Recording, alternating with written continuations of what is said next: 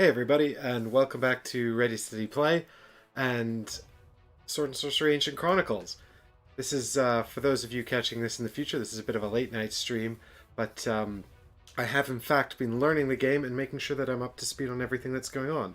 And I feel like I have more or less got there, albeit on the tail end of the weekend, so this is going to be, hey Difter, wow, it must be late where you are, buddy. Thanks for joining me. Yeah, so I did promise a sword and sorcery stream this weekend. I think that although it's technically late, too late to be on the weekend, I think this still counts. But I did notice as I learned the rules for the game that we actually have a whole chunk of story stuff to get through before the next quest. As you saw in episode 1, we are these ancient heroes who have arisen from, or been pulled out of some space between death and life to fight for the gods and overthrow false deities. And so we've been stumbling out of our resurrection stupor. We've come back into the flesh and escaped the pest-ridden tomb in which we were entombed. So we now enter the world proper, and we actually have some story events and things like that to resolve before the next quest. And so what I thought we could do this evening is get right up to the beginning of quest number 2, and then in stream 3, which we might have tomorrow night, all things going well, we can do the actual quest adventure. Hey Pekka, thanks so much for joining me. Pekka, I sent you a mug. That's exciting. Let me know when you receive it. And Eddie, your package is also on the way. Hopefully it makes it through customs this time. And if you all want to know what I'm talking about, you gotta sign up for Patreon support, because I'm attempting to give things away. But don't ask me about it, because I live in Britain, and I don't want to talk about it. But I'm excited. So there's a whole kind of campaign function, of course, to Sword and Sorcery, but there's all these kinds of story elements and things like that. So this is really exciting. Let me cut to the table camera here, and I'll see if I can show you. So we got the zoom on the top-down camera here, and we can bring this up here to the Underreign map. So you can see here, this is the game map, and I've got my little sword and sorcery token here. This represents the party. Oh, where's my hand camera? There we go. So this represents the party here. You'll have a cardboard token if you don't have the fancy Kickstarter stuff. But we're currently here at the Temple Pathway, which is the first step outside of the God's Temple, and we're going to follow this path all the way along. There's a purple arrow you can see here that leads us all the way through the Underreign and all through these exciting areas. And ooh, it looks like up here we might even have a choice to make, or maybe the path splits here and we either do that or this. So there's like multiple routes, and it takes us all the way up around here and all the way up to Mouth of Doom, which is actually a story event. But this is Act 1. So this is what comes in the Ancient Chronicles box. There's an Act 2 coming. I don't know if it continues the story or how that works. But I'm excited. I'm excited indeed. And what we've got are 3 colors on the map. And I don't know how well you can see this on the cameras, guys. But this is gold right here. And that indicates an actual quest. So that's quest number 1. We've done that. This is red, which means it's going to be sort of a multiple choice narrative story-driven thing. But if you remember, our characters are actually somewhat limited to certain choices based on their alignment, and we've picked two goody two shoes characters because I feel like being a hero today.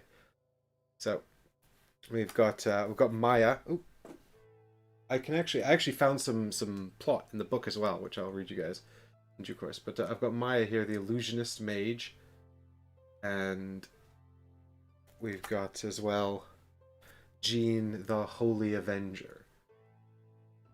And I learned actually that the runes in the top right that represent their fighting style are actually letters. So this is Jean the Avenger, and the F stands for faith, because she uses the power of faith to overcome her enemies. Her faith in the lawful god Aneres. And that's how I choose to pronounce it. And also we've got Maya's an illusionist, so she uses mystic powers. So she has an M there. But she summons illusions and things like that, so that'll be fun. But anyway, we're both good guys, so we'll probably wind up picking some good narratives here. We've got all kinds of fun stuff to do actually that I wanted to talk about.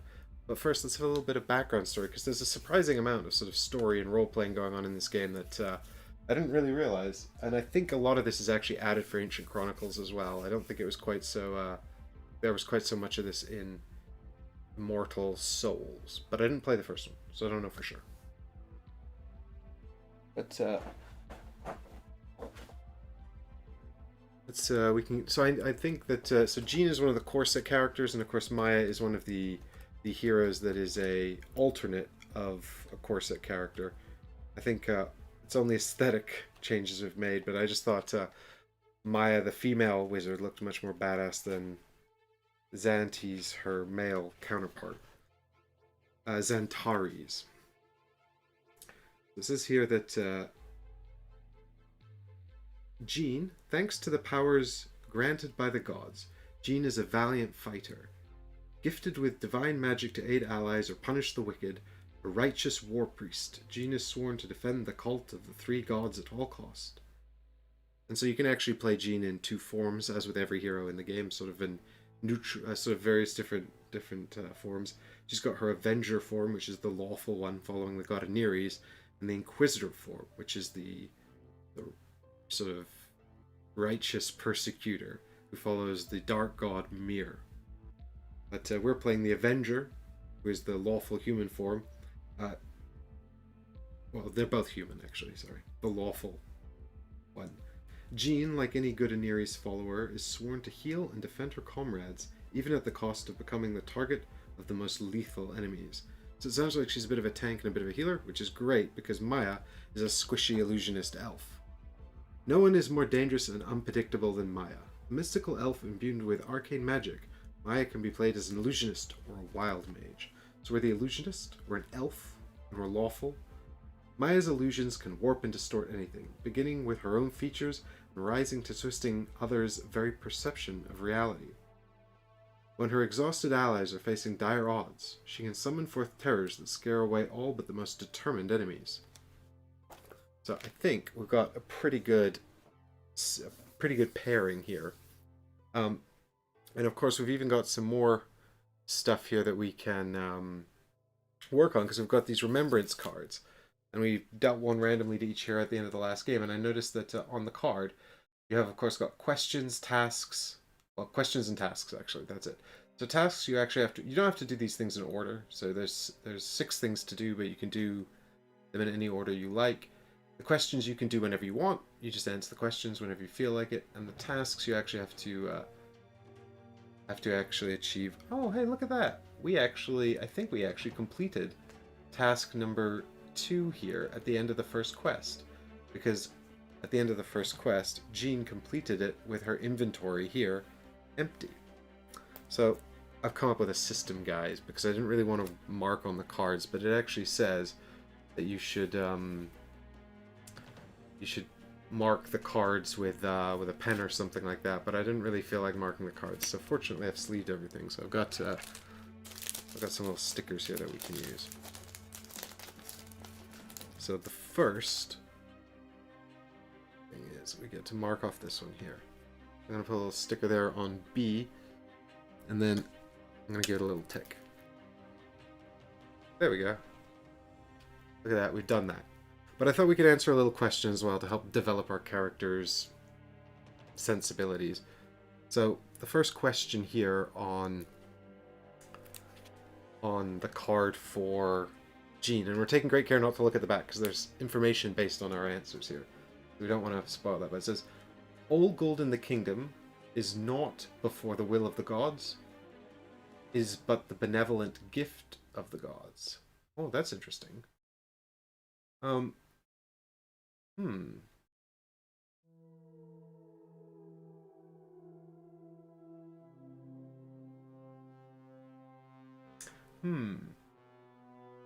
mean, I suppose that Jean is a sort of a character of faith.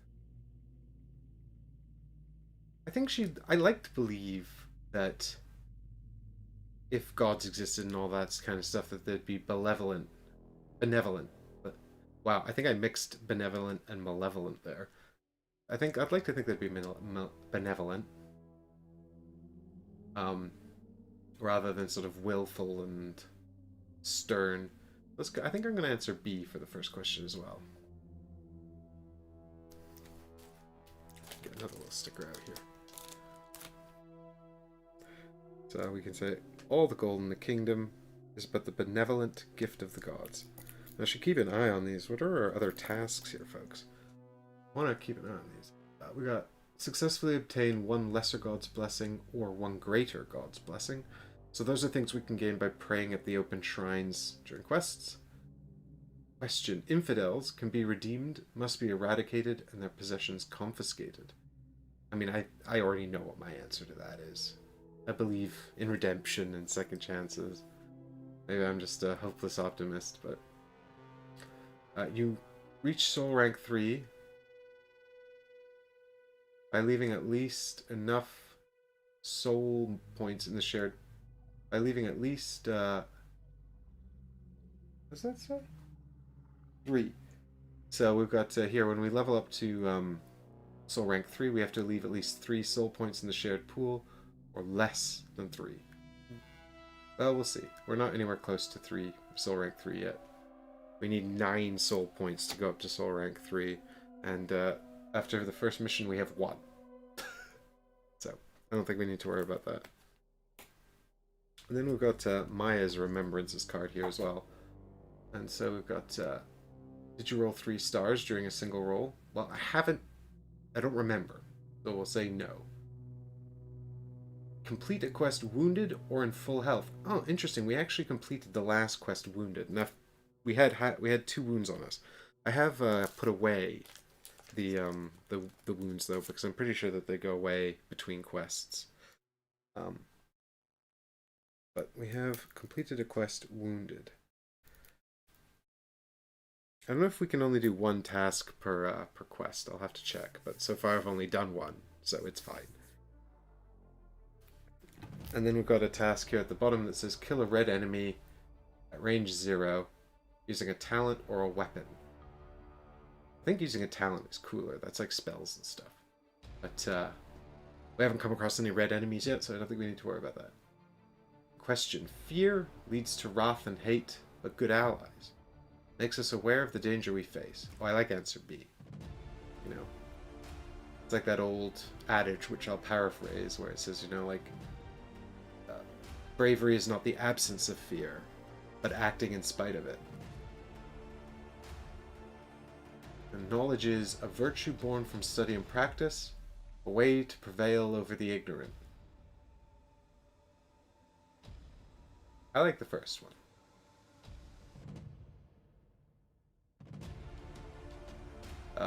Roll 3, yep.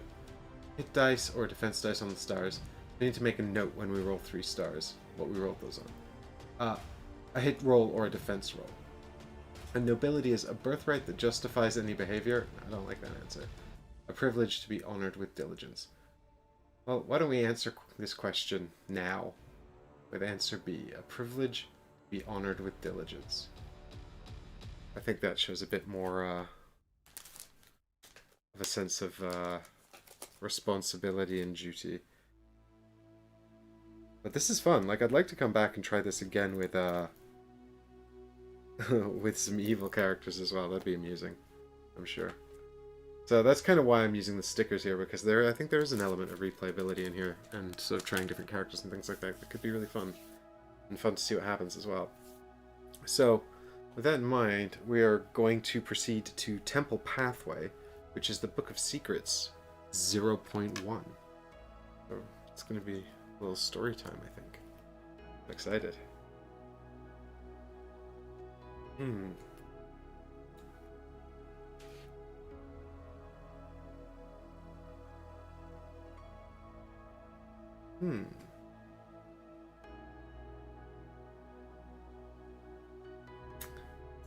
After a grueling march on the abandoned temple's path, the party catch a glimmer of light that resolves into a village, possibly a dwarven hamlet, judging by the squat buildings and thick walls. As they resume the march toward the village, a hero notices an old abandoned crate half hidden among the rocks and cobwebs. Right, so I should pick a lead hero here. So let us make it Jean as the lead hero, because we can, I don't know, put her on the board or something to remind us that she's the active hero in this one. Because she came away with no damage on her in the last mission. So I think she's in a good spot to lead a little escapade here while Maya rests up.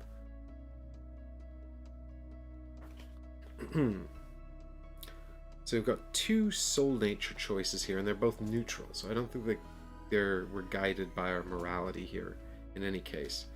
But they're both neutral options, and it says we can divert the route to examine the crate, or ignore the crate and proceed toward the village.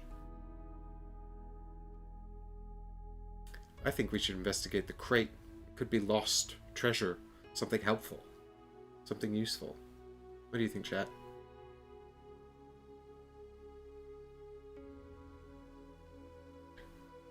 Shall we investigate the lost crate, or just make straight for the village? I think we'll probably just wind up going to the village anyway. So I'm sure that that's fine. Right? Right?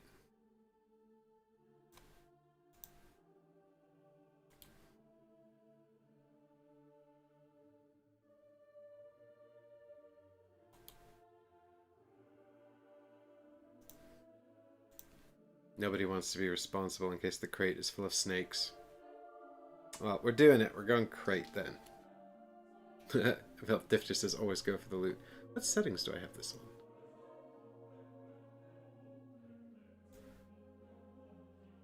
on? YouTube forgot my latency settings. Sorry guys. We're going to be a bit delayed with the question and answers this evening. Yes, let's gold and treasure, magic loot. Let's do it. Okay. Hoping to find something useful or even precious, the party diverts from the path in order to search the crate. So each hero rolls a blue die, and then based on the outcome, we find out what happens next. So we'll go ahead and roll some blue dice. Now, if you remember, they weren't showing up on our green screen because the colors are not right. So what we can do is we can go ahead and just head over here. And we'll go and roll one die for Maya on this camera here. Get a bit more focus on the figure.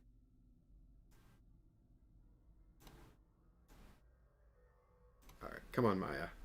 Roll what we need. I.e. not lightning bolts, I think. I don't think we want to see lightning bolts. I'm not sure. Alright, so she's rolled a damage and a star. And for Jean, come on Jean. Aha, another damage and a star. That's good. No lightning bolts. That seems unlikely, given my previous luck in this game, but all good. So I think, or maybe I wanted a lightning bolt.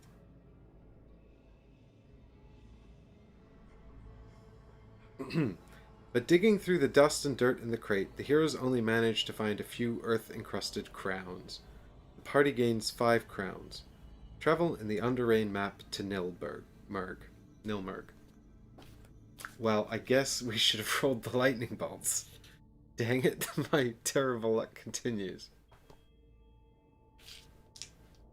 It's fine, I'm not upset with you, Maya and Jean. Except now I've only got 25 coins. I'm giving them to Maya, even though... well, actually, Jean was the leader, wasn't she? It doesn't matter. They can change money whenever they want. We can pretty much go back and forth with the coins.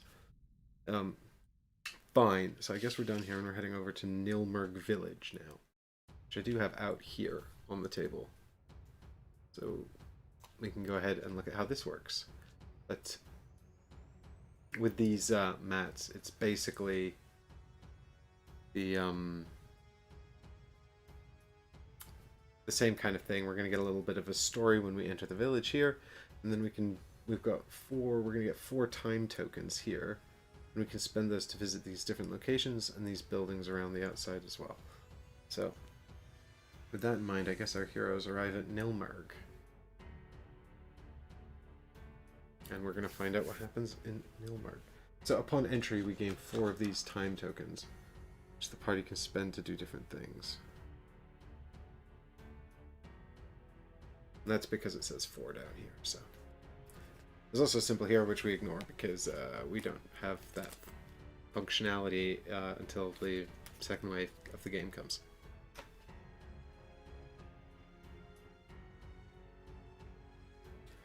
The village gate is patrolled by dwarven guards, marching under a banner bearing runes that read Nilmerg Village. As the party enters the hamlet, an old dwarf, whose colors long ago passed to the silver of wisdom, greets them.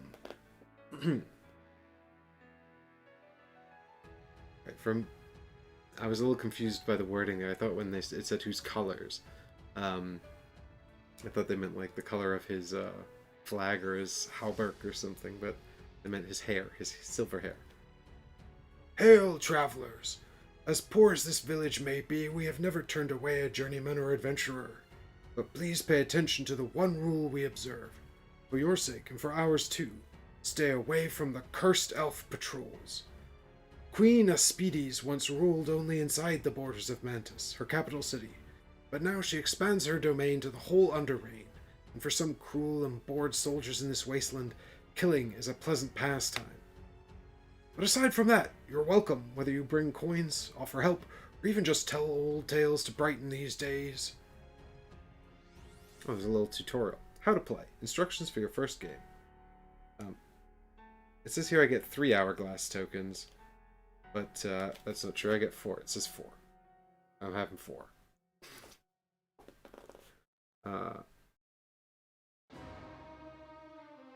Yep.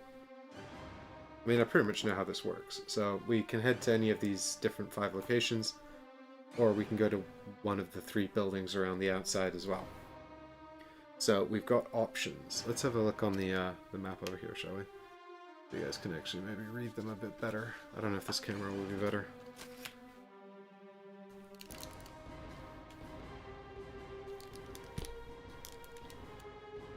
But I suppose we shall find out.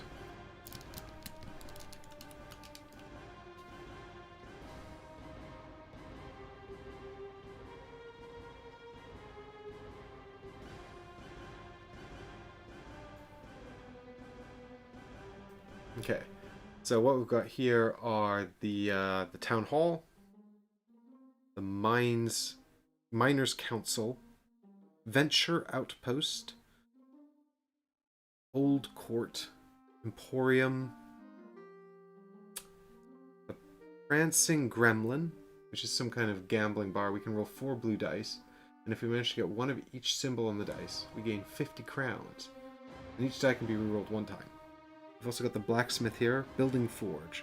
Remove 1 break from 1 armor. Yeah, armor can break if enemies hit it with things that breaks armor. And then this will fix the armor for 25 gold crowns. Fortunately, none of our armor is broken, because I can only just barely afford to fix it. Also, I don't actually have any armor. But Jean's got 1 basic armor, actually, which enemies can break. Jean's got 1 armor here on her board. That's her inherent natural armor, but enemies can literally smash that. And up here we can actually forge things as well. So any weapon from our stash or purchased from the Emporium can be forged. And so you pay 50 crowns, and then you get to flip it from the side that says stash or has a gold value, crown value down here. You get to flip it over to the forged side. But I don't know if you can permanently forge items or not. This one says you forge it until the end of the next quest. And then you have to flip it back.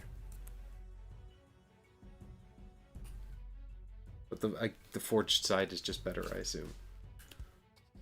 I mean... it looks like we just took our buckler here. And we're like, do you know what this... now, this is technically a weapon. If you remember in the last stream, I actually was talking about... how do I use this? Is this a weapon or is this a...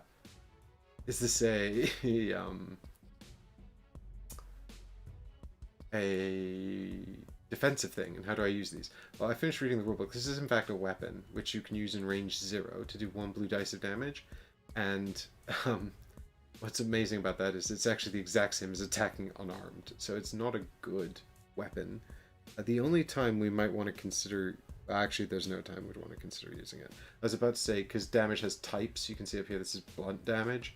And if we're fighting an enemy that was resistant to everything except blunt, you know, to the point where attacking it here might actually be worthwhile, then we could use this. But our weapon itself is actually a blunt mace. So we only do blunt damage, so it doesn't really matter. In any case, but it does have a passive defensive thing. So obviously this says when defending, so this triggers on defense, so it does help us with that. And if we forge it, then it becomes a slightly better weapon. And that's it. It does one hit automatically and gets a blue die. Like, that would be I think a big waste of 50 crowns, personally. But also, it does look like someone just heated it up, like, you know, in the fire or in the microwave or something. Like, hey, this shield needs to do more damage. Make it hot.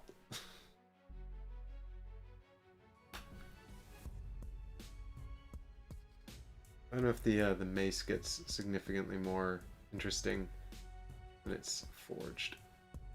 I mean, it looks shinier. It does one hit. Is that it? It gets one extra hit on it. Does everything just do the same when it's forged? Or is this just for the stash items? I don't know, because I haven't found any treasure and I haven't been to the Emporium yet. So if we go to the Emporium, we can buy cards from the shop, essentially. I've set up a shop deck, which, if you're interested, is right here. There's two kinds of items in here. You got these yellow consumable items. So these are all kinds of potions and things. And then we've got equipment we can buy here as well, and they've all got our crowns cost down in the bottom, so we might want to have a look and see if we can find some decent equipment for one of our characters to purchase. Probably something for Jean, maybe some armor or something. I'm just thinking if she's going up and getting in our enemy's face, then that would be a good thing to do. But yeah, so I'm thinking I'm interested in the stories and things more than anything else. I also have a grand total of 30 crowns, so I actually don't know if there's anything especially useful we can purchase in this deck. I mean, I know there is. In fact, I'm sure if I talked to a veteran of the game, they'd be telling me things like get the healing potions, or the bandages, and what's interesting about the items actually is that they have a more expensive version on the other side, which you can also buy. It's just it's just a better version of the same item that costs more, basically. So you can flip this whole deck around and look at the pricier side if you want. So that's a whole lot of information for me to process.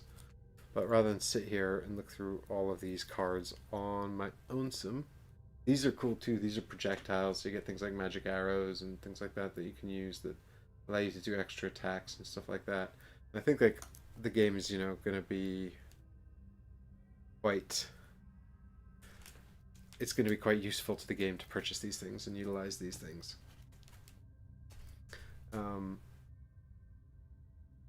And I've got so much stuff here, but everything's so expensive. We could purchase some studded leather armor. We can afford this. So you'll notice up at the top here, the runes indicate that this can be used by any class except for mystics. So anyone except Maya. It's actually almost the exact same as Jean's inherent armor, except that it has +1 parry on the lightning bolt result. So actually it sort of duplicates the effect of the buckler, basically. Which is not bad, actually. That's not bad. I mean, for shitty starter armor, I suppose.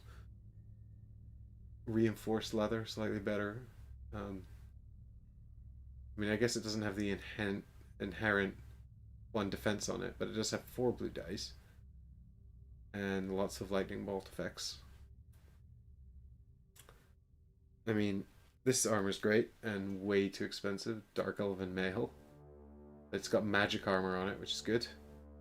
Magic armor is kind of good and bad because essentially when you take... Magic armor is like these little charges here, and you put them out at the beginning of each round. So you'll get these tokens on your anything with magic armor, and then as you're hit over the course of the round, you'll lose the tokens to block the hits. And when they run out, then the hits will just start getting through. So it's almost like having a regular armor symbol, except it's spent. So in that sense, it's not as good as normal armor, because normal armor is applied to every attack, except for lethal attacks. Magic armor can block lethal attacks, which regular armor can't. It's bypassed, so that's kind of interesting. Anyway, let's explore the town a bit, and see if we can find something interesting to do before we go to the Emporium, because we might find some more money, and then we can buy something a bit more expensive. What we've got here, so I'm thinking so there's the town hall, there's the old court, the Emporium is just the shop. So we can do 4 things, which is basically all of these but one. But I'm also quite fancying my chances in the Prancing Gremlin here with the gambling. Earn some money that way. So I think we should pick 2 things to do. And then if we don't make any money at all, we can come here and try and make some money and then go to the Emporium. So with that in mind, the old court. That doesn't sound particularly interesting to me. I don't know why. I don't know what's going to be going on there, but I feel like the town hall might be somewhere where we could get quests, maybe. And the miners' council, they sound like they could maybe be giving out quests. The venture outpost also sounds like that. Really, all of these kind of sound like they could be doing quests and things. So, what do you guys think? Am I wrong about the old court, or should we go? Which one of these should we go to? Remember, we're going to do 2. And I promise I'll up the latency on the next stream. I keep forgetting to change that setting. But while I'm waiting for some responses, I'll actually give a little shout out as well. I always want to give a shout out to my patrons, because they are wonderful and support the channel and help create this content, this wonderful content. But I also want to give a shout out to a chap whose name I have written down here on my computer, which I won't be able to pronounce. Actually, maybe I can get the computer to do it. Hang on.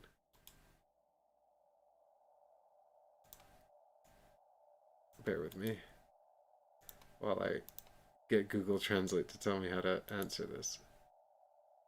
I want those votes in chat as well about where you guys want to go. Mining Council, says Eddie. That's cool.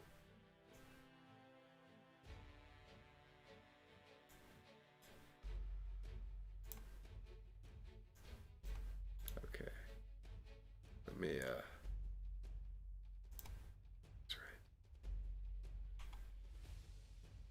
So apparently this person's name is Croatian. I don't know where they're from.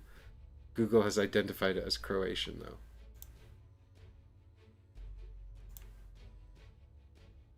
Kresimir Kovac.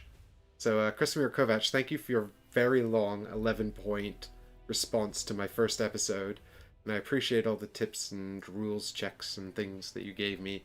And he sort of rounded off his post as well by saying that he felt like the game is not that complex in terms of individual rules.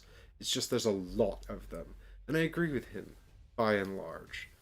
I think it has a 3.8 on Board Game Geek, and that feels about right. You know, there's some quite complex gamer mechanisms and ideas in the game, but overall, having been through it now, I don't feel like there's necessarily anything that's any individual concept that's too overwhelming, but there is certainly a lot.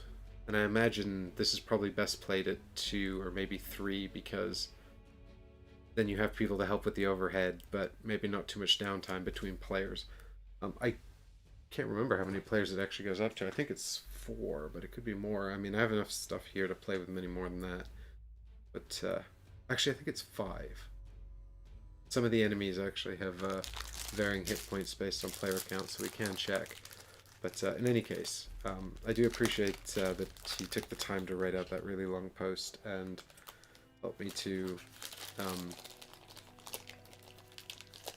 decipher the game. And having read through most of the rulebook now, I'm quite excited to, 5. It looks like 5. I'm quite excited to play the game. I really hope it's good. But it did take a long time to sort out all the pieces from the Kickstarter and go through the rulebook. So it is quite a big overhead investment. So it's got a lot to live up to. Well, Pekka wants the old court. Gotta be contrarian, Pekka. That's cool. So let's start with the mining council, and then we can do the old court after that.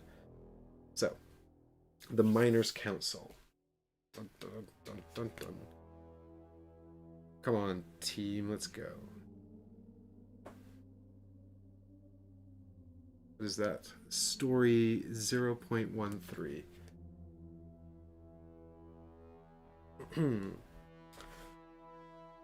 The Miners' Council building is one of the most important in the village, a clear symbol of how the settlement depends on metals and gems to survive. The huge wooden door bears the crest of the council, 2 crossed pickaxes over runes proclaiming, "Miners' Council, nothing more precious than earth." The massive doors open when the party knocks, and a stout dwarf with a flowing white beard gazes A flowing white beard gazes upon the heroes while handing them a scroll. "Oh, there is no need to talk. Your appearance speaks for what you seek. Take this, and if you find success, we shall meet again. Until then, I hope not to see you again." The dwarf slams the door, and the party can only read the scroll. The scroll. "You have doubtless heard that horrible beasts infest one of our mines. We have grown weary of reclaiming the corpses of incompetent adventurers.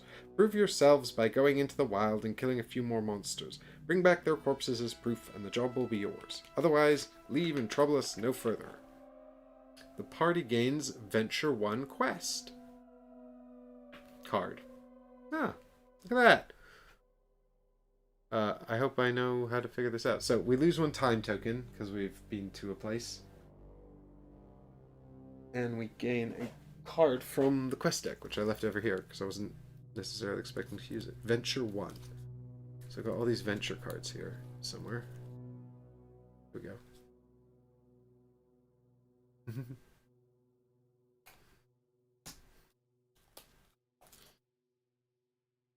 Yeah. Alright, what we got? The party must defeat 1 nest per hero, 1 giant spider per hero, and 2 venoms per hero.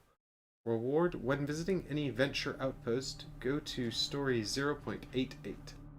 Oh, that's neat. So, I guess we go to the venture outposts to hand in these cards then. Alright, well I presume we can't actually include our giant spider that we already killed.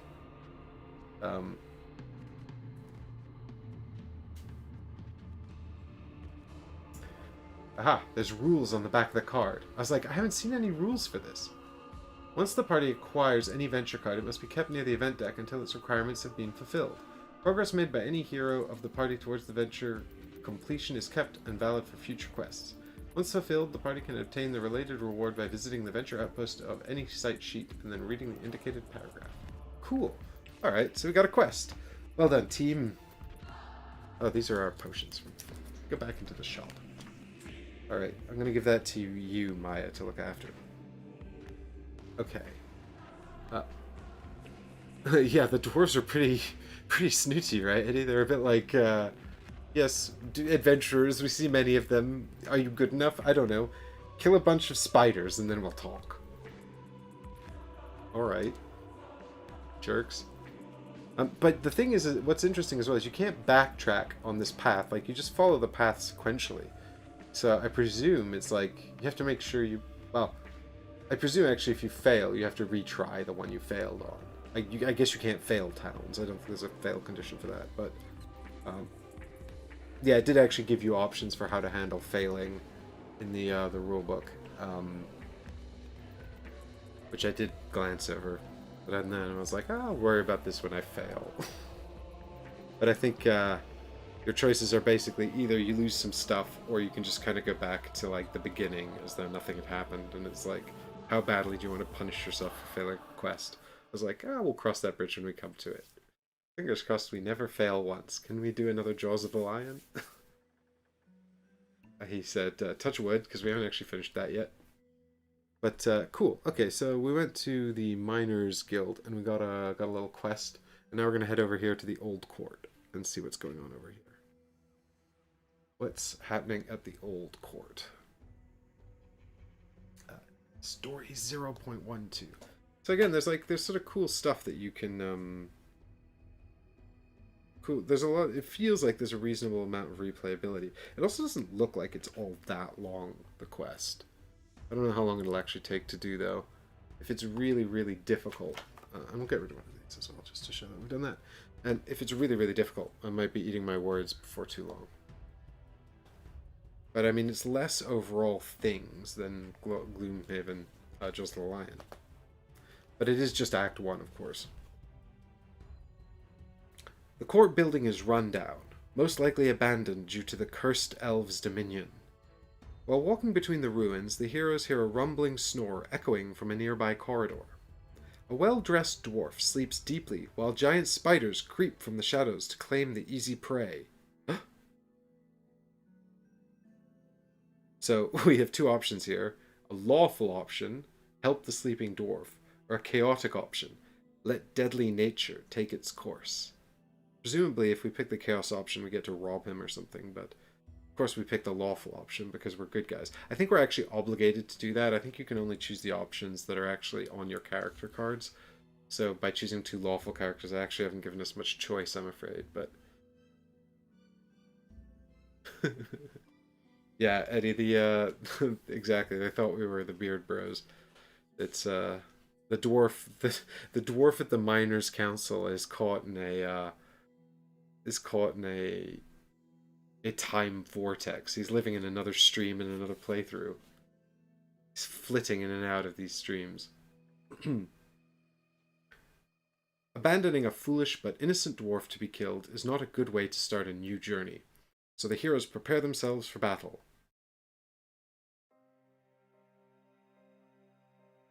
Well, I gotta say, guys, I wasn't planning to do a battle on this stream, but I guess now we're doing a battle. Let's find out. How do we handle this?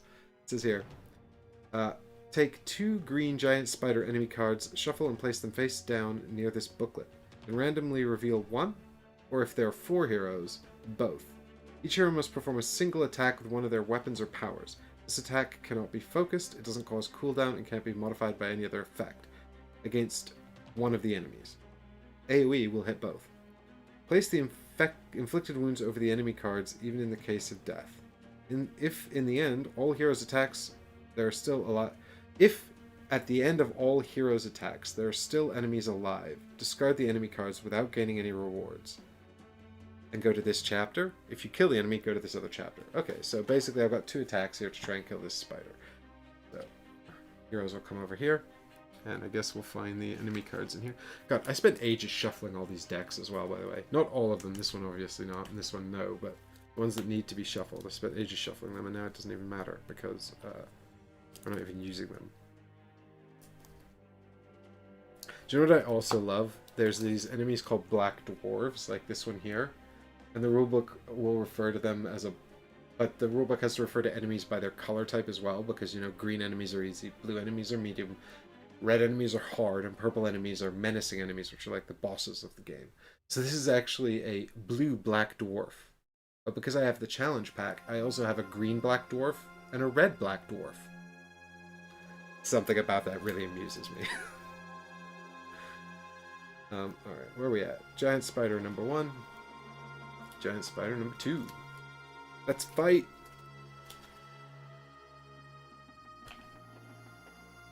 Which giant spider? Do I get the rewards if I kill it, though? Does it matter which spider I draw? Normally, chat, I'd ask you to pick one, but quite frankly, I've set up the latency settings wrong, so now we're going to have this one. Blam! It's the one with 4 health who drops 5 money. I mean, they both... The only difference between the two is their reward. But I did say I wanted money, so I guess this was a good shout. Provided we get the rewards. Reach the minis! Big reach, there we go. Blam.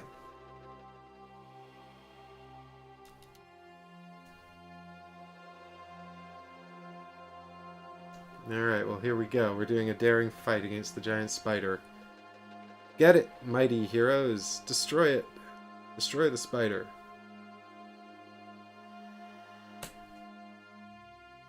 Okay. So, what have we got to attack with? Let's let Maya go first. I presume we probably want to attack with our Thunder Strike, because that does just like straight up more damage than the Wand of Darts. I mean, lethal is good, but it doesn't have any armor, and lethal just bypasses armor, so realistically the choice is between 2 blue dice or 1 red dice and 1 blue dice. And red dice are better for attack than blue dice, so let's just do that. Alright, so I'm going to roll them over here so you guys can see the blue die. Alright, not great. Actually pretty bad. Maybe I should have used the knife, now that I think about it. I mean, well, that's fine. So we've done 1 damage. Okay. Take that, spider. Oh no, are we going to fail to save this dwarf? Well, the good news is the mace, Jean's mace, is much better than Maya's spell. 1 red dice, 3 blue dice, and also we can re-roll with a lightning bolt. You can also stun with 2, but I don't think we need to stun in this particular scenario. Here we go. Show me much better results. Oh no, it's fine. We got 3 damage and 3 lightning bolts, and also this shield down here that rolled off the camera. I could re-roll that with the lightning bolts. I don't think I need to, but I will anyway, because rolling dice is fun. Yeah, it's still a shield. Well, at least we did 3 damage, which is just enough to kill it. It's got 4 hit points. So it's nah. And we can go to the happy chapter of the book. That's fun.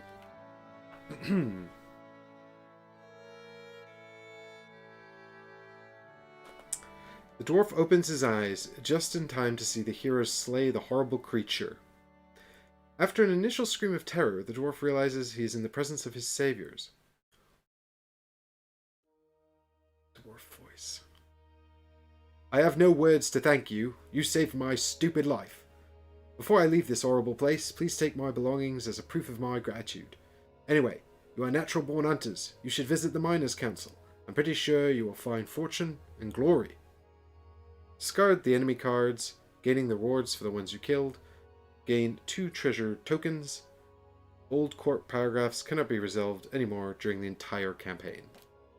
So I suppose we could put a little sticker over there to show that we can't resolve that again. I didn't know we could come back here, but also we'll just have to remember because I'm not putting a sticker on this sheet.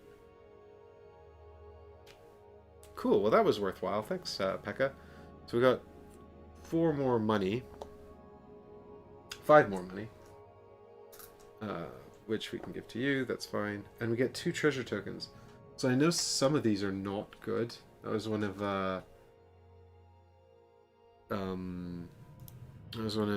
Krasimir's hints, is that not all of these are good. But we get 2 of them, so we might as well just muddle them up and then hope for the best. Let's start with this one. Oh, that's the trap one. God damn it. Alright, give me another one. Oh, a treasure card. Well, that's fun. Give me something good. Powerful treasure. Underreign mushroom. Because he gave me a mushroom. Roll a red die. If you roll the monster face, suffer slow and poison 1. Otherwise, you can acquire any available talent from any hero until the time phase. You must have a compatible soul rank. Oh god. I mean, at least I can use it. It's soul rank 1, but also, like, I'm not going to go through... Like, I bagged up all of the heroes individually with their cards. I'm not going to get out all those cards to use this. That's too much administration. Here, Maya, have this crazy-ass mushroom. The bad luck continues. Should have known better than to... This is a broke dwarf. The dwarf's just like, hey man, this is really good mushroom. Alright, well, I don't think we got all that much money out of this. I am enjoying the story moments, though. But I am really tempted to go and try and get these, do this gambling. I have... How much money do we have now? I mean, we only actually got 5 gold out of that. We can sell the mushroom for 10 gold. You can sell any treasure items for 10 gold, or 10 crowns, sorry, 10 crowns times the minimum soul level. So this will sell for 10. If it was a level 2 item, it'd sell for 20, or the soul rank required to use it. So we can sell this for 10 if we really want to. What do we got here? 35. We can get up to 45. We're close to being able to afford something neat. I don't really want to go to the Emporium unless we can actually afford something cool.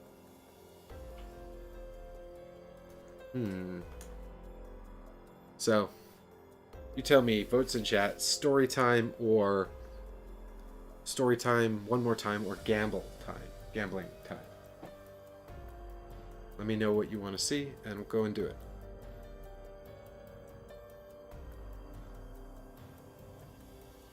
I like this little quest. I'm excited. I might put some stickers on here just to preemptively get ready to tick them. Congrats on saving Bob, the local mushroom dealer. Hey man, thanks for saving me. What kind of voice did I give him? I didn't give him... I mean, now I'm giving him weird drug dealer voice. Or not drug dealer, but like stoner voice. Wow.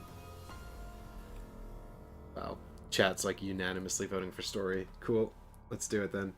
Well then, you guys have to pick Town Hall or Venture... No, the Venture Outpost is obviously nothing. I mean, not nothing. But that's probably just where we go to turn in quests. So let's go to the Town Hall then. I think that's the last meaningful story moment. But, the dwarf was like, he was a bit like South Country, wasn't he? Like, my belongings. Like these mushrooms. So no one venture on like any vivad. That's a totally new voice. I'm never going to get a job as a voice actor. Moving on. Fortunately, that's not my, my primary aim here. Nilmerg Town Hall. The dwarves quickly usher the heroes further inside this sturdy building. The solid hall brims with scattered scrolls and sheets that take flight as the sovereign, a dwarf wearing billowing robes spun from gold, silver, and other precious metals, marches through them, followed by 2 young assistants who try vainly to collect everything. That's one sentence. There's far too many commas. The dwarves quickly usher the heroes further inside this sturdy building. Okay, that's one. The solid hall brims with scattered scrolls and sheets that take flight as the sovereign, a dwarf wearing billowing robes spun from gold, silver, and other precious metals, marches through them, followed by 2 young assistants who try vainly to collect everything. The regal dwarf greets the party with more than a hint of certainty on his countenance. Welcome. My name is Odranoel, a humble mayor of this mining village. Adventurers like you are not common around here. This is why I chose to meet you. I want to be sure you will not raise problems with the cursed elves, as we are no longer able to oppose them, and I would like to avoid retribution against my kin. I will gladly answer any questions you may have, but keep it brief, as I have much work to do. Administration with scarce resources is the stuff of skald songs. Trust me. The party can ask up to 2 of the following questions per visit to this town hall. If you want to ask about the village's history, go to here.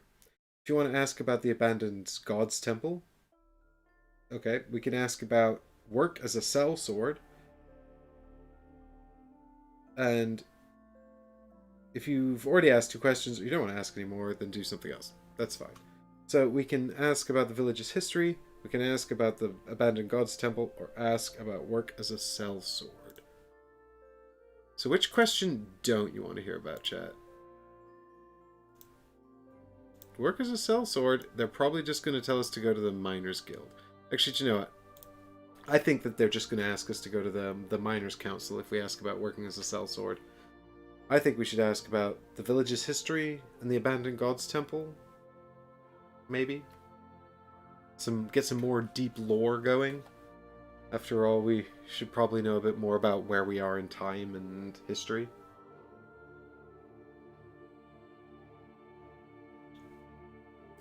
Well, let's start with the abandoned gods temple, which is where we came from.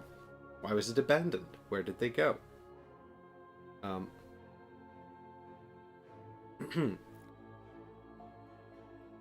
The question clearly surprises Ordranwal. Not my business, of course, but how long have you been away from the Underreign? By order of the Queen, the faith of the ancient gods has been banished and their temples razed. Whomsoever is caught in acts of faith towards the Three is flogged, sometimes to death. Many tales hint at how the Queen managed to obscure the Three, and I'm sure you will learn more in other cities.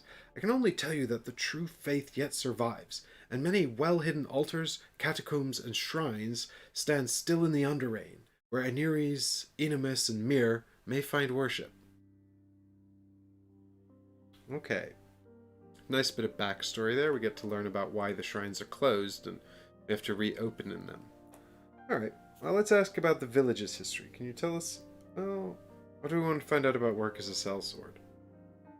I'm pretty sure we'll just be told to go to the Miners' Council, but they may have another mission for us. Probably not, actually.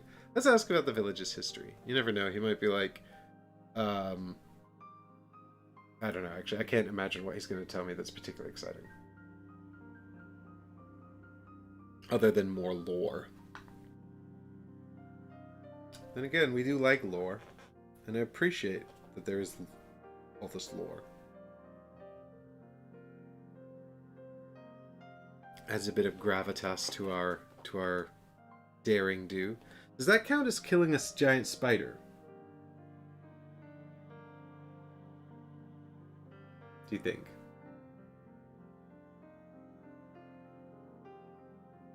I don't think it probably does. Alright, we're doing lore, baby. Let's ask about the village's history. Where's that? The question elicits a sigh from the mayor. There's little to say. Once this was a rich outpost, and thanks to the metal trade, the village thrived. But then the cursed elves' dominion reached us. We tried to resist at first, but the losses were too much for us to bear, and so we capitulated. Now, under the Queen's heel, we send the greater part of our mining profits to Mantis, the cursed elf capital. There, as in the whole Underreign, the word of Queen Aspides is law. Abandon your boldness, friends, or you will learn this lesson with pain, just as we did.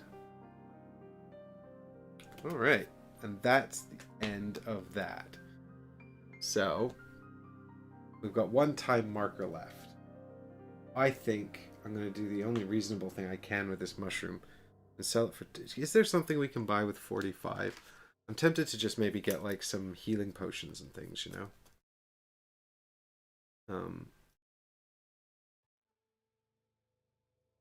Or we can get some heavy bandages.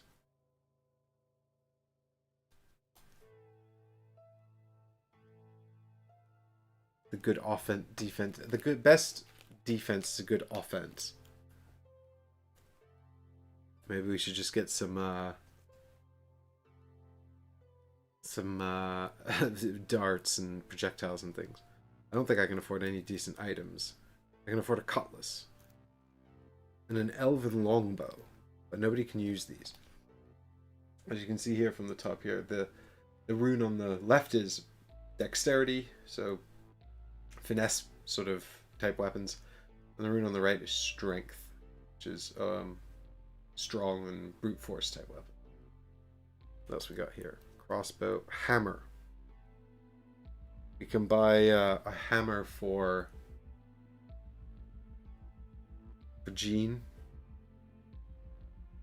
Is 1 damage better than 2 blue dice? I don't know. I quite like that the mace has rerolls on it.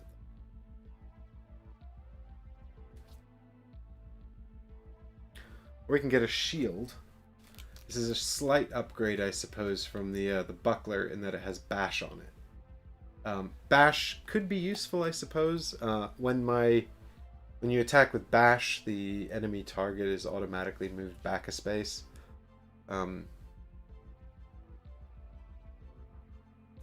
Which I suppose could be useful if you're in an area that's being dominated by enemies, or if you're going first and you want to you're with another hero and you want to move an enemy out so that hero can leave the space without getting attacked by reactions. Can't afford anything. Oh, we can buy this staff. Is this better than my knife and wand of darts? I don't think so.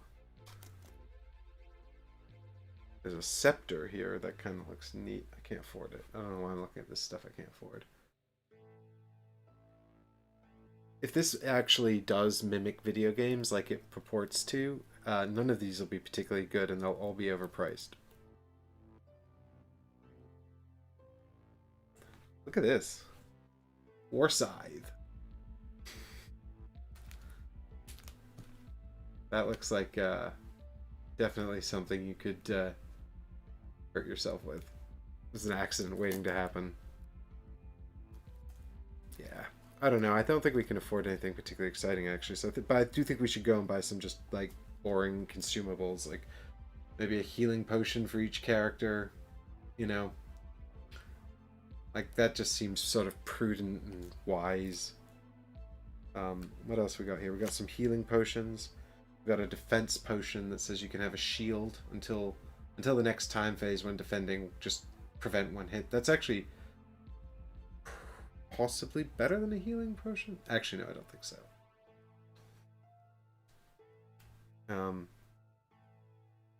Strength potion. Until the next time phase, your weapon attacks inflict +1 damage.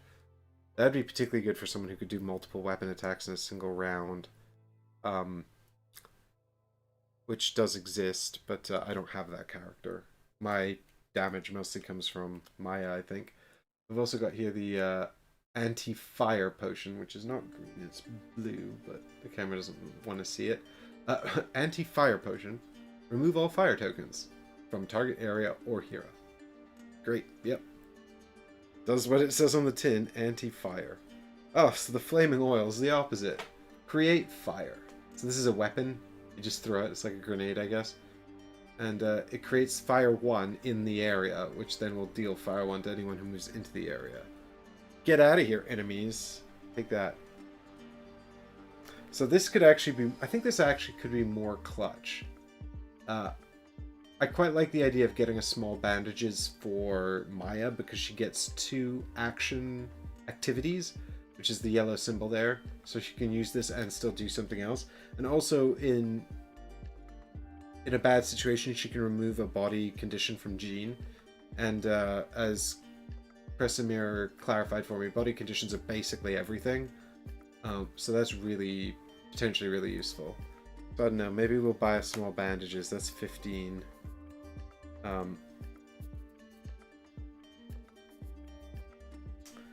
You got a torch here, which lets you increase your range. This is just a passive thing. So this is permanent, it's not consumed or anything. Increase the range of your ranged items and powers by 1 until the time phase, then discard this card. So that's like, you can light the torch.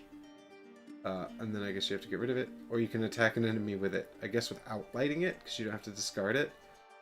But you can still attack with fire. Oh, maybe you throw it? I don't know why you have to discard it for the first activity, but not the combat activity. Anyway, whatever. That's okay. I like these darts. So projectiles are have an interesting rule. So this is a weapon that you can attack with as an action activity. So it'd be quite good for Jean. Unfortunately, she can't use it because, as you can see from the runes, anyone except for Faith people can use it. But you can attack with a red and a blue die. But if you roll the goblin face on any of your dice, and then you know, the goblin face here. If you roll that goblin face, then you have to discard it. So it's kind of like it's a extra rule on these projectiles. It's like they run out.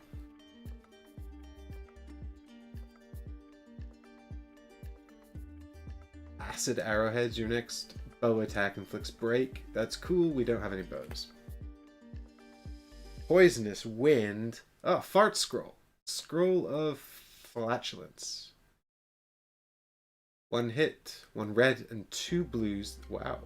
Nice. This is an attack. Got potential for AoE, and it puts poison 1 in the area as well. So maybe don't put this somewhere where you want to walk later, because you're going to poison everyone. Poison. If you poison an area, it affects all characters, including your own characters. It's also too expensive. I can't actually afford it. I mean, I actually could afford it, but I don't want it. Orcish arrows. Your next bow attack inflicts. Yeah, well, I don't have any bows. Why am I looking at arrows for? What am I looking at arrows for? Reflect damage. This sounds useful. Reduce the amount. So this is a reaction. So you can see from the blue shield there that this just triggers when it's appropriate. Reduce the amount of wounds you suffer from target enemy by up to soul rank divided by 2, so 1. By up to 1 hit point, the attacking enemy suffers the same amount of hit points. Consumable, and then discard. Yeah, that's okay, but I feel a bit like I'm getting rid of good money there. I think I'm probably going to go and... So we're going to head to the Emporium for our last one. I think we should stock up on some items just in case. I'll take the bandages, and I guess I'll take a healing potion as well. And we're going to sell this Underreign mushroom. I mean, it basically unlocks an additional power until the end of the round or the beginning of the next round.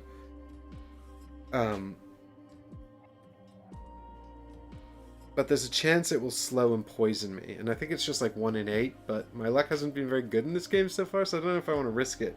And furthermore, also, like, I don't feel like I have enough activities to really make use of an additional power at this time, so I think I'll kind of get the power and then just, like, not do anything with it, and then it'll just go away.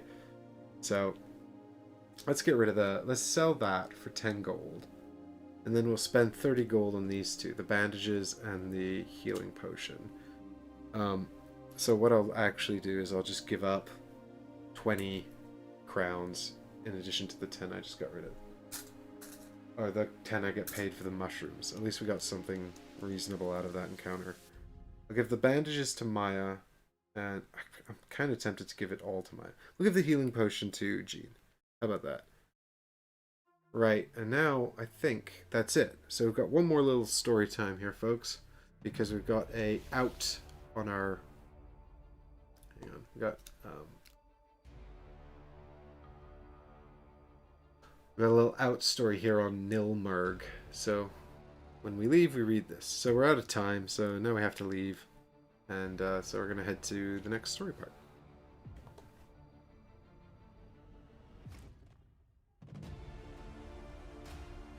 An old man comes running up to you. It's dangerous to go alone, he says. Take this.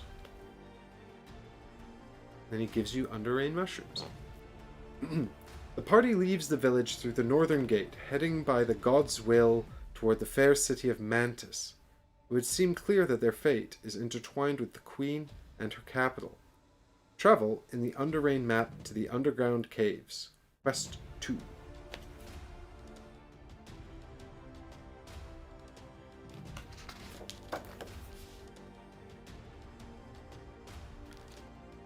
I guess we're heading on from Nilmerg village here, and we're heading up along the path up here to the underground caves, Quest 2. So this is where we're going to now set up the tiles and do an additional combat adventure. I don't know if the abandoned mines is where we can go. Oh, you guys can't quite see it there. I don't know the abandoned mines. Maybe we get to do that if we do this venture card or something like that, but in any case, exciting stuff. So we got our next quest all ready to go. So I know it's been only a short little stream, but It's already quite late here, so we'll do that tomorrow. I'll be back tomorrow evening, and we'll do quest number 2, and I can get all the foo-for-ah set up before we start, so you guys don't have to sit and watch me construct all the decks. Because just a little insight into how the game works.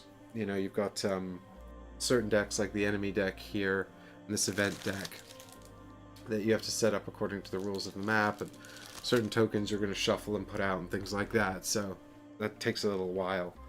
But I'll be back and ready to go with that tomorrow. So I'm sorry it's been such a short stream, but I actually thought there'd be more storytelling stuff. I didn't realize the temple pathway was going to be so short. But it might have been longer if I hadn't failed to find anything. I thought I didn't want lightning bolts. It turns out I did. But yeah, tomorrow on Ready Steady Play. I haven't done that in a while. But thanks so much for joining me, everyone. Moose Compete, Eddie, Difter, Pekka. And yeah, sorry for the succinct late stream, but tomorrow we'll be all ready to go. I'm feeling very confident about the rules and everything as well. It's not too bad. Hopefully, between the lot of us, we'll manage to get everything sorted out correctly, and we'll get to see what awaits Jean and Maya in the underground caves on our way to Mantis. Just to be clear, where is Mantis? Oh, it's there. So, I don't know, maybe Mantis isn't the end, because Mantis is here, and then after Mantis you go to Aspides Temple, and then you go over here to the Serpent Citadel, where there's another quest, and then you go over here to the Mouth of Doom. There's actually 9 quests in this campaign, so I mean that seems reasonably short actually, which is kind of okay by me. And actually, look, quests 5 and 6 seem to be parallel as well. So actually, it looks like you're only going to do 8 quests. Well, till tomorrow, everybody. Thanks so much for watching, and if you are looking for something to watch for the rest of the day, I was playing Terraforming Mars over in Gaming Rules earlier today, so you can go check out that video on Paul Grogan's channel. We're playing the digital app, 4 of us, but that was a lot of fun playing with Paul. And in the meantime, also, if you want to find out what happens next, please do make sure you subscribe to the channel and turn on notifications so you don't miss it when we go live. And big thank you to all the Patreons who support the content, and without whom we would not be playing Sword and Sorcery Ancient Chronicles. And if you'd like to have a say in what we play, what I play, what do we cover, or if you want to talk to me directly, you can always check out the Patreon initiative over on Patreon, where I'm constantly trying to dream up new schemes to make things interesting for people. But in the meantime, thanks so much to everybody who supports the channel. I'll see you all tomorrow for another exciting adventure. I'm excited. Let's go. Have a good week, everybody. See you tomorrow. Bye-bye.